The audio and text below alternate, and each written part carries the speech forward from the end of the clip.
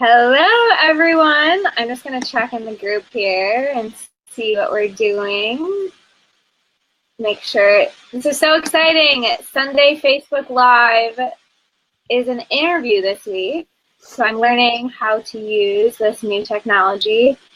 And I apologize if you all are getting a bunch of notifications. Like I said, I'm learning something new. So I think there might have been some posts in the group. We should be here. I'm just going to refresh my page and make sure the group is seeing this. And then I'll introduce this beauty to my left. Let's see. If you're there, go ahead, give us a little like, a little hello. Yes, cool. All right, we are live, and I am here, not or there. We're not together, but we are live. And this is Angie Davis. I'll let her tell a little bit more about, who she is and what she does. But I'm super excited for you all to hear a little bit about her journey in making her dream life her real life, and some of the challenges that she had to work through. Something that's been coming up in conversations lately with many of you is experience dream killers, or people, or even just people's comments when you share your idea or your dream. It's not always what we expect or what we would hope for, and that's totally normal, but it's also not easy. So I wanted to invite Angie on to give you a little bit of perspective and some tools for how to work with those dream killers and protect your visions. So Angie, why don't you start out by just telling us a little bit about what you're pursuing and your decision to make your dream life and pursue your passions. All right, awesome. Thanks so much, Hannah. I'm super excited to be on this video call with you and all of the Dream Life is Real Lifers. I mean, it's hard to even know where to begin, but really, I mean, I graduated from college rather, and I was super excited and ready to go, and I went to business school, and when I left the business school, there was this sort of expectation about what dream life looks like, and what this kind of like standard framework is of especially heading into a corporate atmosphere or a larger organization, and establishing your reputation in that setting, putting on the suit coat and the fancy clothes and kind of rocking all of that. And so I did that for a little while, and I wanted to really get a chance to try that out and see, is that really what, I want to go out and do. And for a few years, I had already been teaching yoga, and that was sort of my side gig. So that was like my side passion project. And I was teaching maybe 12 to 16 yoga classes a week while working full time for an organization, a corporate organization in Milwaukee at the time. And I knew, okay, I'm going to totally burn out trying to balance both of these things. This side passion project has to start to weave its way in a little more towards my main focus. And, some things that helped me along the way there were integrating some of my side passions into my main job in the meantime. So, for example, I would teach yoga classes during lunchtime at the corporate setting that I was at, or I would invite different folks to come and go on a walk with me during lunchtime to get fresh air, because that's, yoga and nature and that sort of realm it's really my passion and my focus with well-being. So that was something that really helped me. But then I knew that I wanted more. I knew that I couldn't just be like a little sprinkle here or there. And so at the time I was really taking some time to sit with myself and be like, okay, what do I really want to be doing? And what can I be doing that, I don't have to be getting paid, or I would do even if I wasn't getting paid. And that really helped me put into perspective what I wanted to pursue, which was a career that was more focused on mindfulness and well-being and yoga. And so I did quit my job without having a next job to land. So it was a little bit scary to pursue dream life, right? But then it was, it's this element of really like trusting the universe. Like as I put good and I put what I really want to be doing out there, trusting that, okay, it's going to work its way out one way or another, because everything does and it has to. And so then I now am working with an organization called Breathe for Change that brings wellness and yoga to educators to support them and empower them in their own well-being and provide them with the tools to support their students to do the same. Shall I keep going, Hannah? Yeah, I mean, okay. Just talk maybe a little bit now about what life is looking like since you, are living in your passions. Yeah, I mean, it's a roller coaster, right? So like even as you pursue dream life and all of that good stuff, it's a roller coaster. Some days you're like, oh, I'm totally on the right path and I'm so excited and everything's going awesome, and all of a sudden all these things are kind of progressing in the way you like, and then you might have a couple of days or even a couple of weeks where you're like, oh my gosh, what did I do? I left, that security or that stability or even the community that I hadn't surrounded myself with, depending on how big your kind of leap away from where you are now towards your dream life situation is. So for me, I ended up landing in California from Wisconsin, and that was a big leap and has definitely been a roller coaster ride of experience. But I would say, not only turning inwards and helping yourself, but, try to figure out what's calling you, but also, reaching out to, either a mentor or a life coach or someone that can support you along the way. Because I had a lot of conversations, even before I left my previous role to pursue where I'm now and have been for about 2 years. I had so many conversations, and I continue to have conversations with supports along the way to just have an extra ear to listen. So sometimes you'll know things around in your head for a while and you'll be like, okay, this is great, this is awesome, and I'm ready. And then sometimes you need that extra oomph, like a little bit of saying it out loud and seeing how it sounds, and then maybe a little validation or affirmation from someone that can support you and really share an unbiased opinion, right? So depending who you're going to, they might be kind of trying to shape this course. I've heard, in terms of the focus on dream killers, I definitely have a few folks in my life that have this some sort of idea of what I should be doing and what my life should be like, looking like, and they want to shape me onto that course. But what is it in my truth and within me that feels right? And honestly, at the end of the day, we're the only ones that have to sit with that experience, right? So recognizing that I'm in control of my own experience, and that's really what's going to help us to get to the spot that's going to make us happiest, instead of trying to please others. Yeah, I love what you're saying about like finding those people that you can connect with and, will be that sort of sounding board for you. But as you mentioned, that's not every single person in any of our lives, right? Like no one is like non-biased. So I'm curious if you can talk a little bit about, other ways that you confronted that challenge of people who had expectations or told you how you should be living, or maybe didn't really understand why you were leaving security, a good corporate job, and like living life without that plan or without that, like you said, security.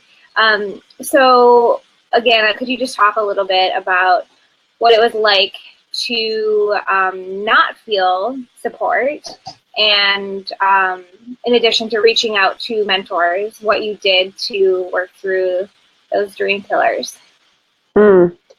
Yeah, this is such a good question, because there are moments where you feel like I have no idea what to do, or who to look out for support, or we life is like just a series of like uncertainties, right? So I would say something that really helped me, and that really does help me no matter what I'm doing, is carrying like certain little mantras or positive affirmations with me to keep me on track. So when I start to feel myself straying away, reminding myself of like what are my values, and maybe my little mantras can help me to remember that. So one of my favorites is be playful, stay curious, give love. And if I'm doing those things, then I'm kind of on the right course, and I know, okay, then I'm headed in the right direction. If I feel myself kind of veering away from those things, then I just need that little reminder to draw me back to what is most important to me and what it is that I want to pursue. In addition to that, I would say something that took me a while to realize is that even though there are going to be people that are not going to be necessarily cheering you on and really supporting you, even people that you felt like would have your back no matter what, people might surprise you and skip out because they're not feeling aligned with what your next move is. But I would encourage you to still try to confront those people. And it's not that you're going to try to force them to get this understanding of what it is that you're doing, because you have to meet people where they're at. You can't just expect people to jump on board right away. So what I've been experiencing and I continue to do is meet people with love and meet them where they're at. I'm not going to try to force too much onto them, but I don't want to just totally neglect that person's perspective or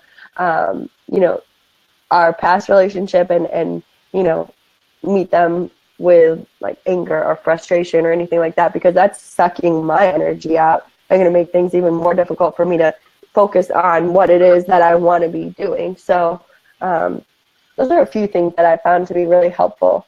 Yeah. I love the shift from trying to explain yourself and prove to people how awesome and successful you are, or try to make them join you and understand your vision, but rather just like understand like understand what their perspective is, where they're coming from, like you said, in their own journey, and just accepting whatever they give as feedback that you can use. And as you mentioned, you have that mantra that you can bring yourself back to, and like, okay, am I focusing on the positives? Am I staying playful? Am I achieving what I'm, what I want to or what I'm meant to? You believe in that? Yeah. So did you try any things? You use the word confront those people that are not cheering you on. Are there any things that you tried with those people that didn't work? Oh, that's a great question, Hannah. Like don't do what I did kind of advice for the group here. Yeah, I mean, in a real way, when I first started realizing that I needed to make some changes, I started kind of talking through the process with loved ones and already kind of picking up some biases and things in which way I should head next. So then, depending on who you're talking to and what your situation is, if you know that you kind of come up against some folks that will be resistant, continue to have that conversation with them, even if it's difficult, because I'm really good at avoiding tough conversations. And when I started to feel some resistance and some negativity about what my thoughts were for my next move, I started kind of veering away from those conversations and trying to, just focus on like, okay, this is what I'm doing, but then not being 100% transparent in how quickly I was like moving forward with some of those things. Ended up causing more difficulty for me later. Does that make sense?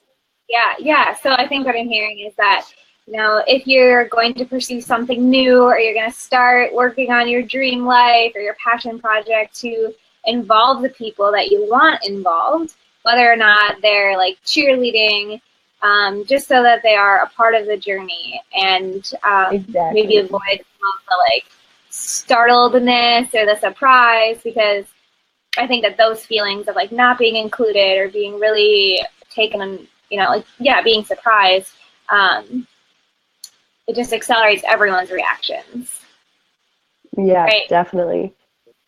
Yeah. Definitely. And I mean, that's sometimes harder or easier than other times, you know, so just keeping people on board. And, you know, when, like I said before, if I'm not having those conversations and I'm worried about, you know, what other people are going to think, or like, what do I need to say to like impress them and make them feel like, oh, this is the best move Angie could possibly be doing, even if I'm not 100% sure, just having that confidence and speaking from that place of like, I know this is my purpose. This is what I need to be doing next. And like, even it's kind of like that fake it till you make it thing. Like you'll progress that much faster if you own it right from the start. Like, this is what I need to do. And no one can argue with that sort of conviction and confidence. So I love that. Own it. Own it 100%. Yeah. So are there things, you mentioned the mantra, but are there other things that you know, practice daily or you integrate into your work or your life that helps you own it every day, even when it's hard, even when you aren't getting the cheers? Just like daily practices that you need to pick up? Yeah, definitely. I mean, coming up with something that really resonates with you in terms of a mantra, I think is helpful to kind of carry you through the tough days. But in addition to that, I would say,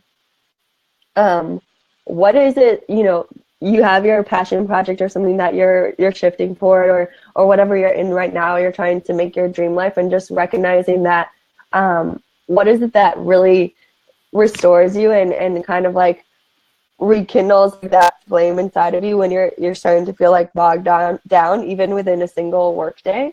So for me, just taking like a quick escape outside and getting some fresh air and a stroll is something that really helps me, as in terms of a daily practice that helps to keep me kind of grounded and focused in what it is that I want to be doing. I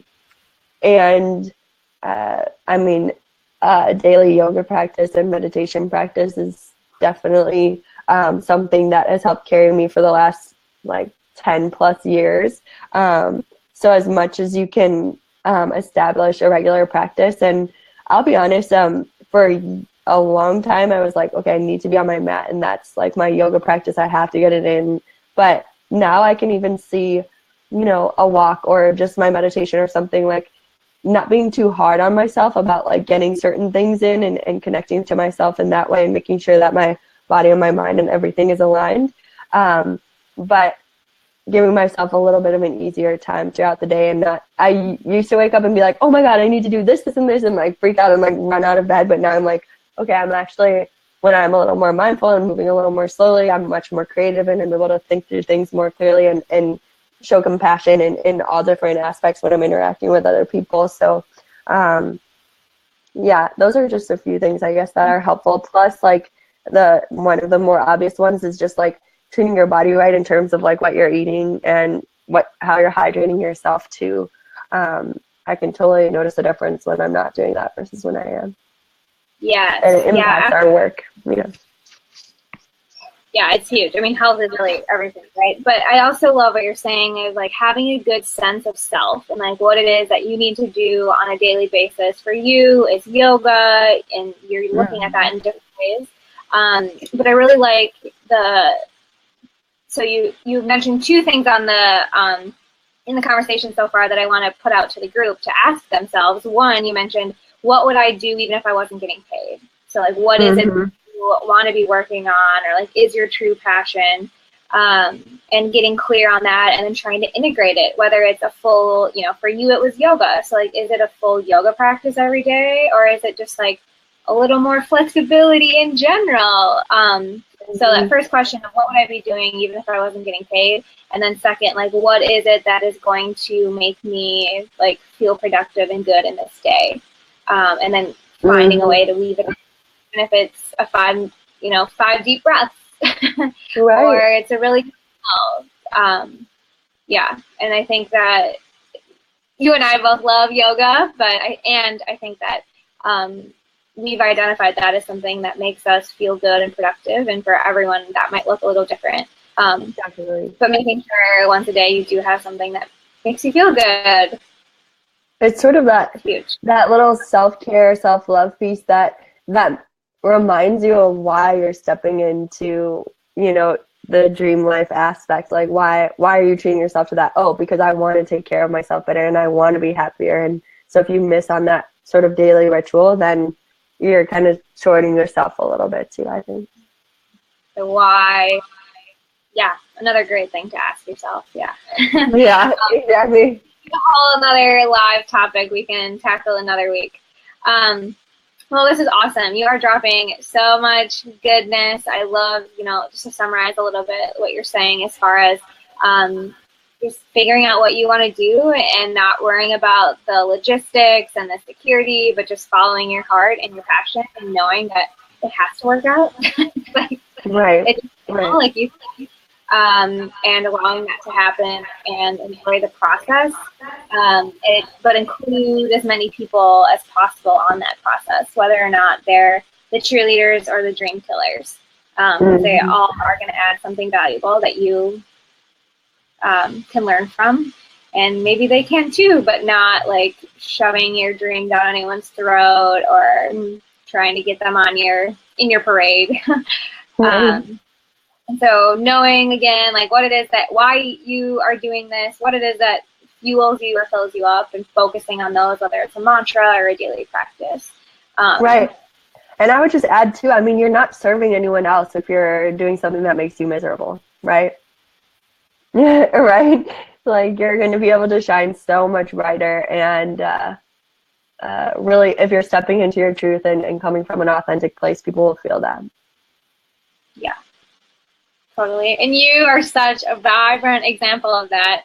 I wanted to make sure everyone knows that Angie shares so much encouragement and inspiration and positivity. She has appropriately coined herself Soul Sunflower. So I would encourage everyone to at least go follow her on Instagram and see more of what she is sharing with the world. Is there an underscore, or is it just Soul? Yeah, there's an underscore in between.